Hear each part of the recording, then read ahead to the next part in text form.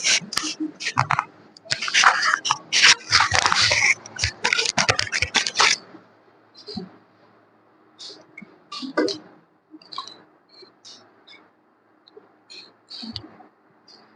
हम लोग संवैधानिक विकास के क्रम में क्या पढ़ेंगे? Pitt's India act. ठीक है, ठीक। संवैधानिक विकास में हम ब्रिटिश काल के इन कानूनों को क्यों पढ़ते हैं, जबकि भारत का संविधान एक लिखित संस्था द्वारा लिखा, मतलब एक लिखित है और एक संविधान सभा द्वारा लिखा गया। ठीक है, ऐसा, लेकिन क्यों ऐसा हम पढ़ते हैं कि संवैधानिक विकास के क्रम में ब्रिटिश काल के इन कानूनों को पढ़ते हैं?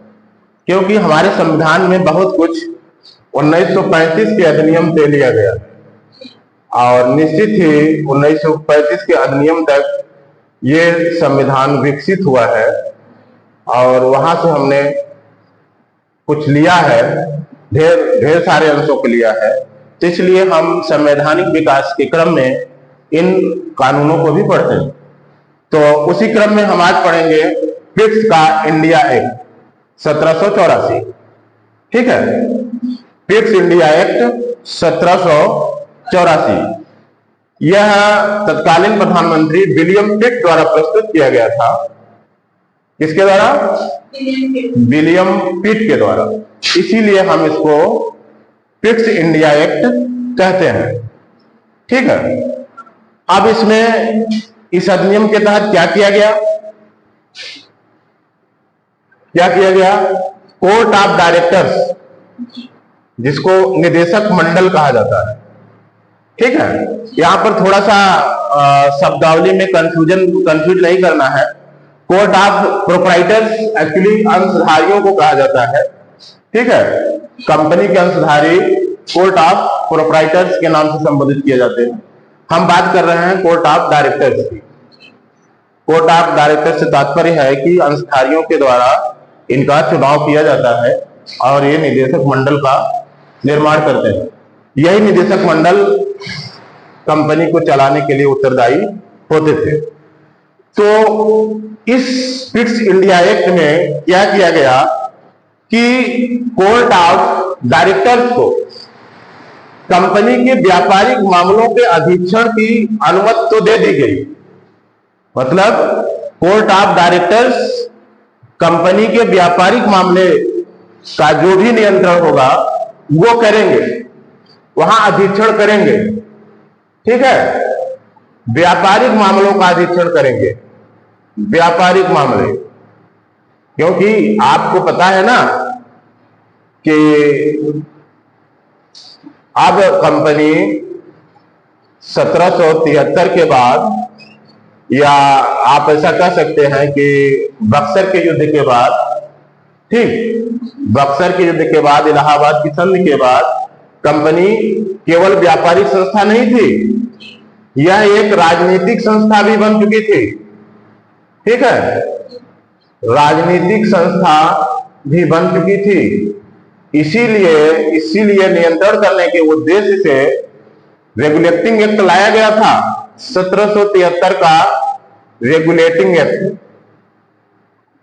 ठीक, अब यहां पर ये मानते हुए कि कंपनी व्यापारिक संस्था भी है और राजनीतिक संस्था भी है, इसलिए कंपनी के जो भी व्यापारिक मामले थे उसका अधीक्षण कौन करेगा? कोर्ट ऑफ डायरेक्टर्स, ऐसा निश्चित किया गया। लेकिन जो राजनीतिक मामले होंगे, कंपनी के जो भी राजनीतिक मामले होंगे, उनके लिए एक नए निकाय का गठन किया गया। ठीक है, नए निकाय का गठन किया गया, जिसे क्या कहा गया? Board of control. क्या?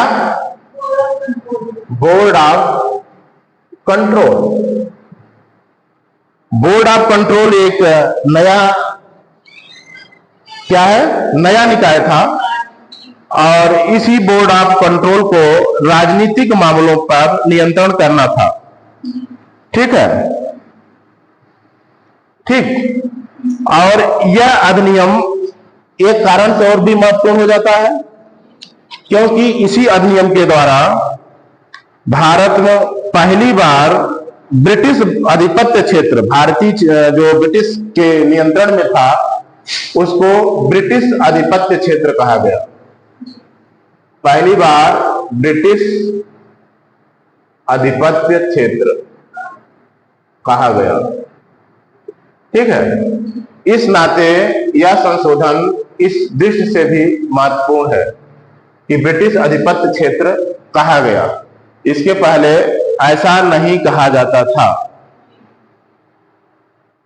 ठीक है, इसी अधिनियम के द्वारा ब्रिटिश सरकार को भारत में कंपनी तथा प्रशासन संबंधी कार्यों पर पूर्ण नियंत्रण प्रदान किया गया। ठीक है, किसको प्रदान किया गया? नहीं, हाँ, ब्रिटिश सरकार को। ठीक है, ब्रिटिश सरकार को पूर्ण नियंत्रण प्रदान किया गया कंपनी तथा प्रशासन संबंधी कार्यों पर। कंपनी में प्रशासन संबंधी कार्यों पर, प्रशासन संबंधी कार्यों पर। ठीक है, गवर्नर जनरल की परिषद की संख्या 4 से घटाकर 3 कर दी गई। अगला संशोधन क्या था? हाँ, गवर्नर जनरल के परिषद में जो सदस्य संख्या थी वो 4 से घटाकर 3 कर दिया गया। गवर्नर जनरल के परिषद में सदस्य संख्या 4 से घटाकर 3 कर दिया गया। ठीक है, सदस्य संख्या 4 से घटाकर 3 कर दिया गया। मद्रास तथा बंबई की सरकारों को पूरी तरह से बंगाल की सरकार के नियंत्रण में कर दिया गया। अगला संशोधन क्या हुआ?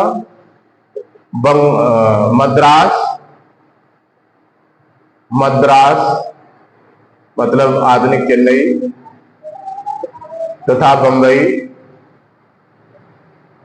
आधुनिक मुंबई की सरकारों को